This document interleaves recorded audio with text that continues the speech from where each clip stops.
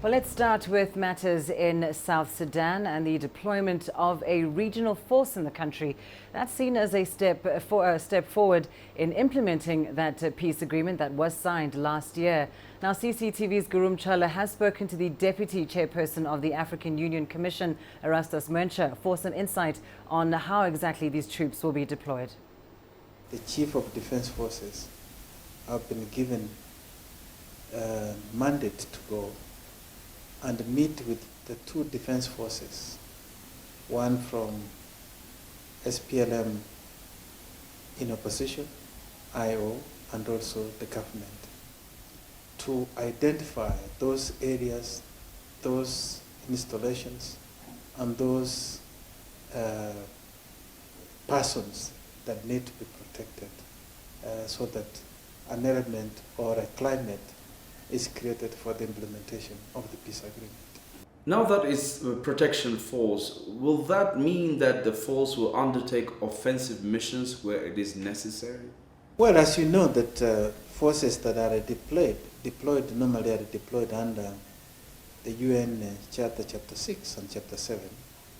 So what I hear coming out of our leaders is to have a hybrid of Chapter 6 and Chapter 7, meaning there will be an element of capability to support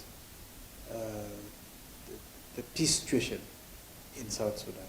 According to the mandate, how long will this protection mission stay in South Sudan?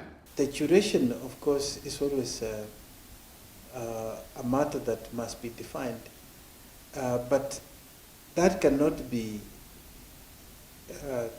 determined at this point because, first of all, it all depends on how fast we can deploy, it all depends on how fast this mission can finish the consultations and the implementation. But the intention is to move out as quickly as possible because the whole idea is for the government of South Sudan to go back and implement the peace agreement as it is at the moment. Once on the ground, who will be in charge of this regional force? Or to whom will it report? Is it UNAMIS or another party?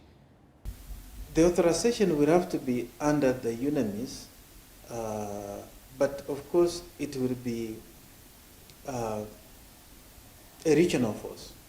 So the force commander, whether that ends up being the current force commander with enhanced mandate, it remains to be done. Those are the technicalities and the modalities yet to be worked on.